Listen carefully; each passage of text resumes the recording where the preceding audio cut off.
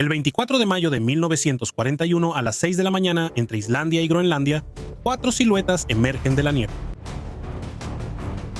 Por un lado, el Bismarck, el acorazado más poderoso jamás lanzado por Alemania, y su escolta, el Príncipe Eugenio. Del otro lado, el HMS Hood, orgullo de la Royal Navy durante 20 años, y el flamante HMS Prince of Wales. La batalla, que se preveía larga con maniobras de fuego y golpes tácticos, al final dura solo 8 minutos. La quinta andanada del Bismarck atraviesa la cubierta blindada del Hood y alcanza los depósitos de municiones. El barco británico explota. De 1.410 marineros, solo 3 sobreviven. Este éxito fulminante en el mar plantea una gran pregunta. Si la Kriegsmarine puede destruir en 8 minutos el símbolo del poder naval británico, entonces ¿por qué? Esta victoria espectacular es en la práctica considerada como el principio del fin para la marina de superficie alemana.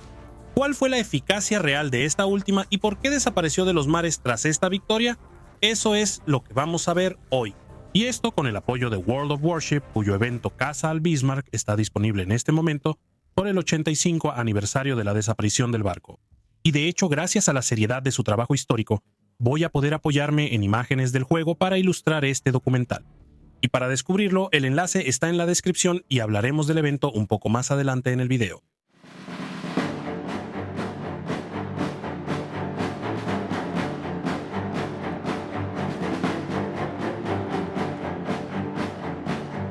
Cuando recordamos los eventos de septiembre de 1939, la imagen que viene a la mente es la de la guerra relámpago llevada a cabo por el ejército de tierra alemán y la Luftwaffe.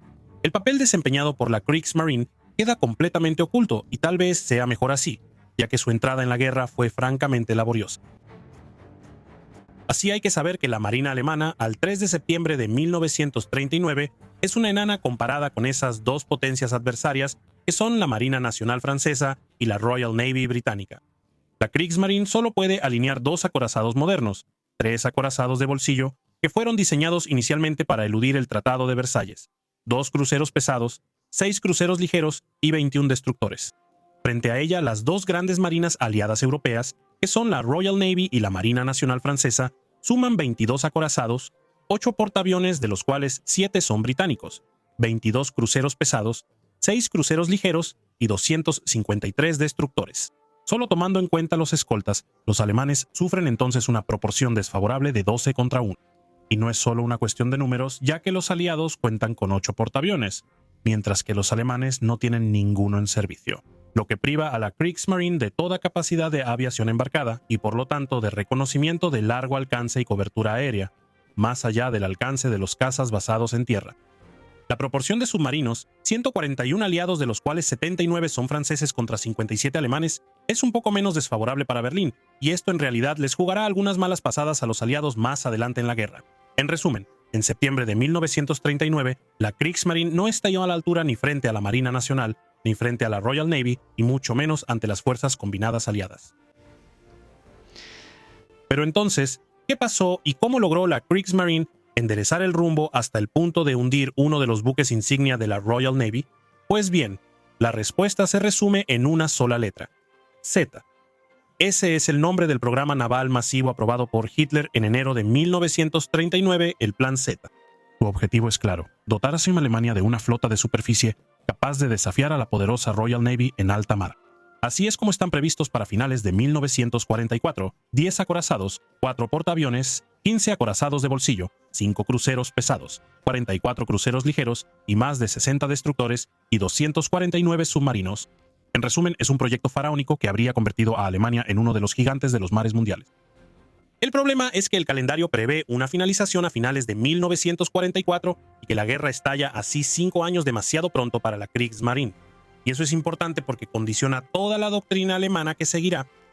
No se trata lógicamente de enfrentarse a la Royal Navy en una batalla campal, ya que eso solo puede terminar mal para los alemanes. En su lugar, la Kriegsmarine apostará por la Handelskrieg, que es la guerra al comercio. Esto consiste simplemente en enviar sus barcos en grupos organizados para realizar incursiones en el Atlántico, teniendo como objetivo hundir la mayor cantidad posible de cargueros aliados y así asfixiar el comercio con Francia y Gran Bretaña, así como estrangular el abastecimiento aliado en general. Es una doctrina que no permite una victoria clara y decisiva, pero sí permite desgastar las fuerzas enemigas poco a poco esperando una situación más favorable. Es a partir de esta postura que surge la doctrina sobre la guerra submarina alemana, permitiendo que en tan solo un año se pase de 57 submarinos al inicio de la guerra al doble al año siguiente, llegando hasta 717 submarinos en 1942, pero del lado de la flota de superficie es con esta desventaja inicial y esta doctrina que contra todo pronóstico logrará en solo 18 meses algunos de los golpes más espectaculares de la guerra naval.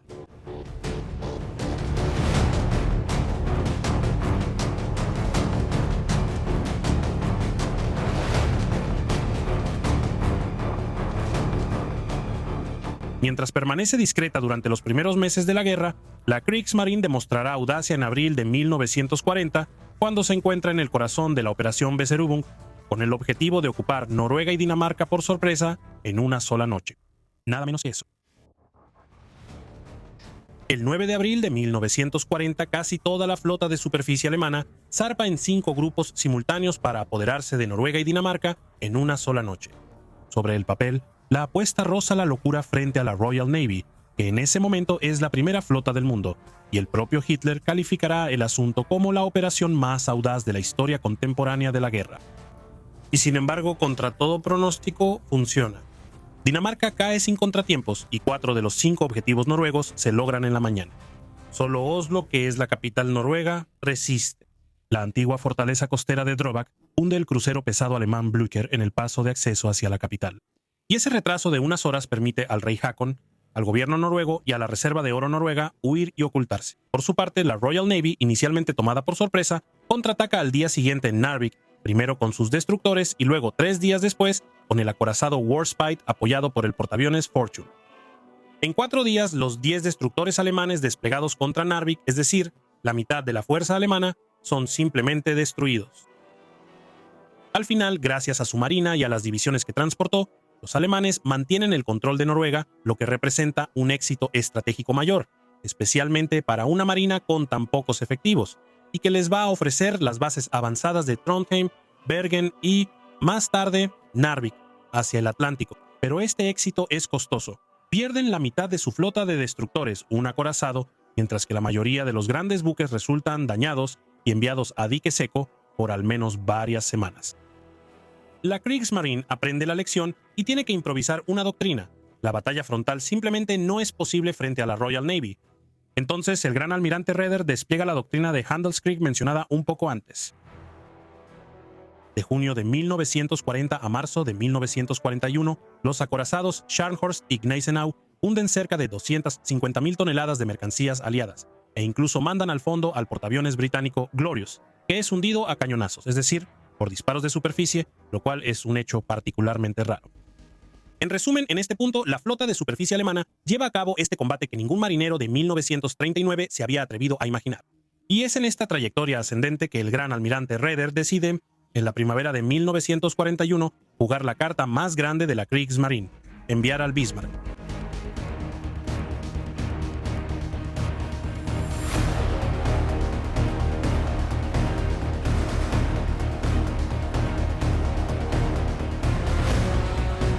Y antes de sumergirnos en esta operación, cuya persecución es hoy uno de los episodios más míticos de la guerra naval, una palabra sobre el socio que hace posible este video, World of Warship. El juego sale en este momento por el 85 aniversario de la desaparición del Bismarck, con su evento Hunt for Bismarck. 3 nuevos barcos son jugables, el Bismarck por supuesto, el Prince of Wales y el Isener, Kanzler con su casco históricamente dañado que ha sido reconstruido a partir de su última salida, así como la colección Operación Reina Hubung y el comandante Ernst Lindman, que es el único capitán del Bismarck. Prueba el juego ahora mismo, el enlace está en la descripción y en el comentario fijado. Con el código Impact Force como nuevo jugador, vas a recibir 20 días de Premium, un crucero japonés, el Tenryu, un crucero estadounidense, el Void y toda una serie de bonificaciones para empezar bien. World of Warships es gratis, está disponible en PC, consola y móvil y es la oportunidad de tomar el mando de los barcos que vamos a mencionar hoy. Y ahora damos paso a la Operación Reinubung.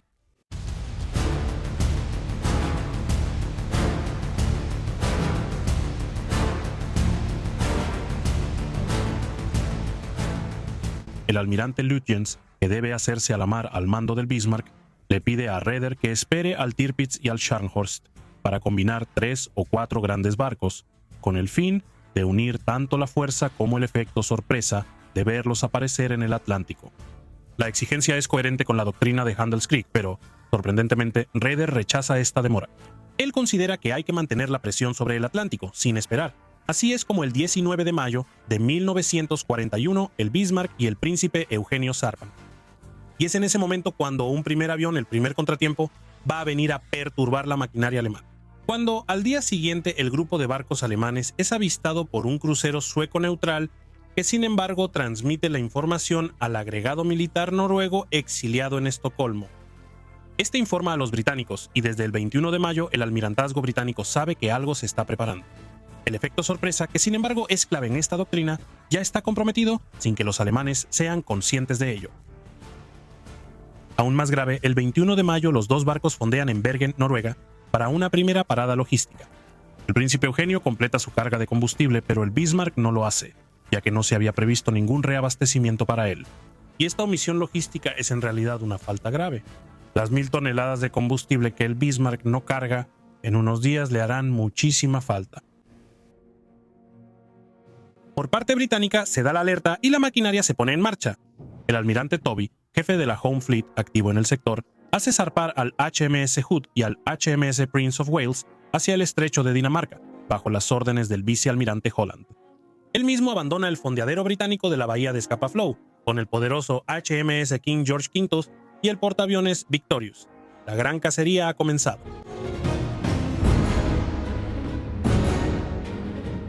Es durante esta cacería que la Royal Navy simplemente va a cometer un error, permitiendo que el Bismarck brille. Como se mencionó en la introducción, es el 24 de mayo de 1941 cuando los dos barcos alemanes se enfrentan a sus dos cazadores. El vicealmirante británico Holland, a bordo del Hood, cree tener la ventaja y busca el enfrentamiento. El Hood y el Prince of Wales son ambos poderosos barcos, y los radares británicos han superado su retraso tecnológico respecto a la marina alemana. Pero en realidad, su posición es desfavorable. Su grupo está en formación cerrada, privando al poderoso Prince of Wales de toda libertad de maniobra que necesita, y su ruta de aproximación tampoco le permite poner en batería todas sus piezas, las cuales le harán falta más adelante. Los alemanes, por su parte, pueden cruzar la T, lo que consiste en presentarse perpendicularmente al avance enemigo, permitiendo así que todas sus piezas disparen. El vicealmirante británico ordena a sus dos barcos concentrar sus disparos en el buque de vanguardia, que él cree que es el Bismarck, cuando en realidad se trataba del Prince Eugen. Mientras tanto, él piensa que los dos cruceros británicos de apoyo, el Norfolk y el Suffolk, podrán encargarse del segundo barco alemán, creyendo que estaban mucho más cerca de lo que realmente estaban. A las 5:52 el combate comienza a 24.000 metros. El Prince Eugen acierta primero colocando un proyectil de 203 milímetros en la cubierta del Hood, que se incendia. La distancia luego se reduce a 16.500 metros. Para mejorar su campo de tiro, el vicealmirante Holland ordena al Hood virar a la izquierda, y es precisamente durante esta maniobra que una andanada del Bismarck lo alcanza. Según los pocos testigos, fue aterrador de ver. Después de ser alcanzado, una enorme columna de llamas y escombros se eleva hacia el cielo, probablemente debido a la explosión de un compartimiento de municiones, cuya deflagración se extendió a los otros compartimientos. Luego, el barco se parte en dos y desaparece en solo unos instantes. El vicealmirante Holland muere junto con toda su tripulación, excepto 3 sobrevivientes. Sin embargo, la batalla continúa ahora contra el Prince of Wales, que también estuvo cerca de la catástrofe. El poderoso y moderno acorazado británico recibe 4 proyectiles de 380 del Bismarck y 3 proyectiles de 203 del Prince Eugen. Un proyectil incluso barre el puente matando a todo el personal excepto al comandante y a otro oficial. Los daños son tales que la artillería principal del acorazado británico sufre múltiples averías, obligando al Prince of Wales a intentar romper el combate detrás de una cortina de humo. Lo logra y así el drama se evita por poco, mientras que el éxito táctico es simplemente total para los alemanes. Pero, y esto es lo que la epopeya del Hood hizo pasar a segundo plano, el Bismarck no sale ileso. Un disparo atravesó su proa sin explotar, provocando una vía de agua importante y una fuga de combustible. Un segundo disparo, que evidentemente llegó por debajo del cinturón blindado del barco, dañó la estanqueidad de los compartimentos de máquinas. Un tercero, por su parte, alcanzó la chimenea. En total, alrededor de 1000 toneladas de valioso fuelóleo para un barco que no había sido reabastecido simplemente se volvieron inutilizables, mientras que el barco Gita se inclina a babor y una estela de aceite perfectamente visible marca ahora el rastro de la nave, mientras la poderosa Royal Navy, lo persigue. Combinado con el contexto inicial, estos daños van a determinar el destino del Bismarck. Privado de parte de su combustible, ralentizado dejando un rastro visible en el mar, ya no puede jugar a la guerra de corso y se ha vuelto extremadamente fácil de localizar. El almirante alemán Lütjens toma la decisión de abandonar la incursión atlántica y dirigirse directamente a Saint-Nazaire con el fin de intentar salvar al Bismarck. Aunque la decisión es coherente y lúcida, tiene frente a él a una Royal Navy que solo tiene una cosa en mente: vengar la derrota que le fue infligida y enviar al Bismarck al fondo del mar. En la noche del 24 al 25 de mayo, los cruceros de apoyo Suffolk y Norfolk, en los que el vicealmirante británico había pensado erróneamente que podía confiar esa misma mañana, logran tomar y mantener el contacto por radar con el Bismarck. A las 11:30 de la noche, 9 aviones Swordfish son lanzados desde el portaaviones Victorious e intentan un ataque con torpedos. Una de ellas da en el blanco, pero sin mayor efecto debido al blindaje del Bismarck. A las 3 de la mañana, el 25 de mayo, Lütjens hace que el Bismarck realice un círculo completo hacia la derecha, con el objetivo de hacer que sus perseguidores pierdan el contacto. La maniobra hábil es un éxito, el Bismarck desaparece en el Atlántico. En ese momento preciso, los alemanes tienen una ventaja cuya magnitud el almirante Lütjens en realidad no comprende. Él no sabe que su maniobra tuvo el efecto esperado y sigue pensando que lo persiguen debido a los nuevos radares británicos, lo que lo lleva, sin querer, a cometer un grave error. Alrededor de las 9 de la mañana, Lütjens transmite a Berlín un largo mensaje de más de 30 minutos para informar sobre la batalla que tuvo lugar, los daños sufridos y la eficacia del radar británico. Pero los británicos, en estado de alerta, hicieron todo lo posible para encontrar al Bismarck. Ellos captan las emisiones y así pueden triangular la posición del Bismarck. Se podría pensar que el Bismarck está acabado y, sin embargo, esta vez es un error británico el que va a salvar al Bismarck. Un mal uso de la información transmitida a bordo del King George V hace que el almirante británico concluya que el Bismarck no regresa hacia Saint-Nazaire, sino por el paso de las Islas Feroe, es decir, hacia Noruega, lo cual es exactamente lo opuesto a su verdadera ruta. La Home Fleet entonces sigue esta pista falsa, permitiendo que el Bismarck avance libremente hacia Saint-Nazaire. Pero más al sur, el almirante británico Somerville, al mando de un grupo de barcos llamado la Fuerza H, movilizado tras la catástrofe del HMS Hood, sube desde Gibraltar con el portaaviones Ark Royal. Debe venir a reforzar la Home Fleet y ayudar a hundir al Bismarck. Y así por casualidad, el 26 de mayo al mediodía, un hidroavión Catalina del Comando Costero Británico encuentra al Bismarck a 700 millas náuticas de la costa francesa. En ese momento está demasiado lejos para la Home Fleet, que nunca podrá alcanzarlo antes de que llegue a la cobertura aérea de la Luftwaffe basada en Francia. La Fuerza H es la única en condiciones de intervenir, pero su crucero de batalla, el Renown, es demasiado débil para enfrentarse solo al Bismarck, y la Armada le prohíbe formalmente el enfrentamiento, para no arriesgar perderlo a él, pero también al portaaviones que lo escolta. Pero aún quedan los aviones Swordfish que transporta el Ark Royal, que pueden ser utilizados sin poner en riesgo la integridad de la Fuerza H. El primer ataque se lanza así a las 13:50 con 14 aparatos y casi termina en catástrofe cuando creen reconocer al Bismarck, cuando en realidad se trata del crucero británico Sheffield, que recibe varios disparos, incluyendo torpedos que, afortunadamente para ellos, fallan.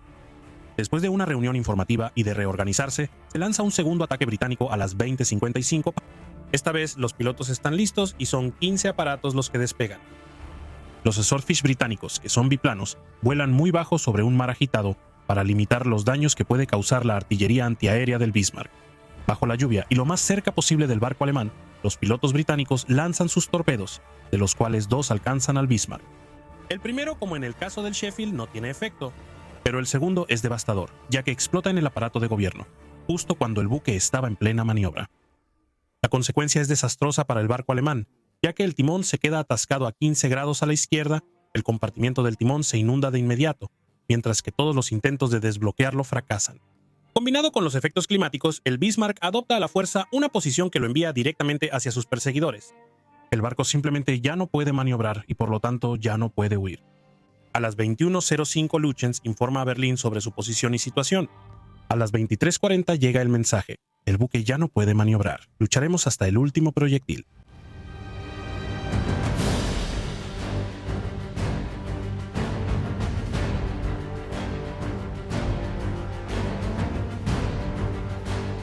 Al amanecer del 27 de mayo, dos siluetas imponentes se acercan al Bismarck en un mar embravecido, el acorazado Rodney y el King George V. A las 8:47 abren fuego a 24 kilómetros con sus cañones de 406 y 356. El combate está totalmente desequilibrado. El Bismarck responde con valentía, pero no puede maniobrar. A las 10 su artillería principal deja de disparar. A las 10:10 su artillería secundaria también deja de disparar, y a las 10:15 Toby, temiendo quedarse sin combustible para regresar, ordena al crucero Dorsetshire que termine el barco con torpedo. En el Bismarck se da la orden de evacuación. A las 10:40 el barco se vuelca y se hunde. De los 2.092 hombres de la tripulación, solo 115 son rescatados, entre ellos solo 3 oficiales, mientras que el almirante Lutyens desaparece con su barco. Y es ahí donde se desencadena un efecto dominó y donde se juega la verdadera derrota de Reynubung. A primera vista, Berlín recibe el golpe sin drama. Hitler está extrañamente tranquilo y no busca culpar a Lutyens. Raeder, en un acto de liderazgo, asume toda la responsabilidad del drama, y el almirante en jefe de la Kriegsmarine parece pensar que su doctrina sobrevivirá al incidente. Pero se equivoca, porque para Hitler la pérdida del Bismarck no es un drama, pero sí demuestra una cosa. La guerra de corso oceánica, sobre la cual Raeder ha construido toda su doctrina desde 1939, simplemente no funciona. Frente a la combinación del radar británico, la cobertura aérea de los portaaviones y la superioridad numérica aliada. Y la conclusión que se saca de esto es radical. Ningún barco alemán volverá a salir al Atlántico, haciendo que la estrategia ofensiva en el Atlántico sea simplemente abandonada. El fracaso de Reynubung no solo marca la pérdida de un acorazado, sino que también marca el fin de la autonomía de decisión de la que Raeder había disfrutado hasta entonces. A partir de mayo de 1941, es Hitler quien dirige directamente la estrategia naval alemana. Y Hitler, que no es marino, simplemente no tiene la misma perspectiva de la situación que un almirante. Y esto es importante porque en ese momento la Kriegsmarine de superficie cambia a otro papel, que en estrategia naval se llama la flota de disuasión, cuyo papel consiste simplemente en amenazar con su mera existencia, sin necesariamente combatir. El Tirpitz, que es el gemelo del Bismarck y que entró en servicio a principios de 1941, estará así basado en los fiordos noruegos y durante toda la guerra solo realizará una sola salida ofensiva, de envergadura contra Spitsberg, en septiembre de 1943. Pero paradójicamente, esta inacción va a pesar mucho. La simple presencia del Tirpitz en Trondheim obliga a los británicos a mantener de manera permanente en las aguas del norte varios acorazados, varios portaaviones y una cobertura aérea. Estas fuerzas, al quedar inmovilizadas, hacen falta en otros lugares, especialmente en el Mediterráneo o más tarde en el lejano oriente. Sin disparar un solo proyectil, el Tirpitz influye en la estrategia naval aliada durante 3 años y así ilustra la contribución estratégica de la flota de superficie alemana en esta última fase de su guerra. Pero esta eficacia tiene un lado negativo. Políticamente, Hitler no soporta una marina que no combate. Y es esta contradicción la que va a precipitar el final de la flota de superficie alemana. El cambio ocurre a finales de 1942 y principios de 1943. Primero, cuando en diciembre de 1942, después de que el ataque realizado por un acorazado pesado y un crucero alemán contra un convoy en el mar de Barents es rechazado con éxito por simples destructores británicos, Adolf Hitler entra entonces en una furia tremenda durante la cual habría ordenado enviar toda su flota de superficie al desguace. Luego, en enero de 1943, cuando Raeder renuncia, es reemplazado por Dönitz, quien es el jefe de los submarinos alemanes, relegando definitivamente a los barcos de superficie al papel de disuasión mencionado un poco antes. Mientras que ya no queda nada del Plan Z, los recursos se redirigen hacia el ejército de tierra, la fuerza aérea y los submarinos. Lo que sigue es un declive definitivo para la Kriegsmarine cuando se hunde en el acorazado Scharnhorst en diciembre de 1943 y luego el Tirpitz en noviembre de 1944. En 1945, lo que queda de la Kriegsmarine ya no puede hacer mucho más que evacuar a los civiles de Prusia Oriental ante el avance soviético. Entonces, ¿qué desempeño tuvo la flota de superficie alemana? Vamos a tener que distinguir 3 niveles, y ahí está todo el interés de la pregunta. Tácticamente, primero, la flota de superficie alemana luchó muy bien. El Hood, el Glorious, las operaciones de incursión en el Atlántico, las primeras horas de la operación Beserübung, los combates en el estrecho de Dinamarca, esos golpes no se logran por casualidad. Las tripulaciones, los oficiales y la calidad de ejecución estuvieron a la altura, y varios grandes almirantes aliados lo atestiguaron después de la guerra. En el aspecto operativo, la doctrina de guerra de Corso funcionó mientras pudo aplicarse. En poco más de un año, de junio de 1940 a mayo de 1941, la Kriegsmarine de superficie sacudió seriamente el comercio atlántico británico. El historiador Bresset recuerda bien este punto en su obra. La Kriegsmarine podría ni haber parecido ridícula en cuanto a sus efectivos, pero en cambio fue tremendamente eficaz, al grado de poner en aprietos a la Royal Navy. Pero por último, estratégicamente durante la mayor parte de la guerra, solo pudo influir de manera marginal, y esto por dos razones. La primera es que los U-Boots, los submarinos alemanes, por sí solos hundieron muchísimo más tonelaje aliado que toda la flota de superficie junta. La comparación no deja lugar a dudas. La guerra comercial eficaz es la de los submarinos, no la de los acorazados. La segunda es que la flota de superficie alemana nunca pudo cumplir su objetivo fundamental, romper el bloqueo naval británico y aislar a Gran Bretaña.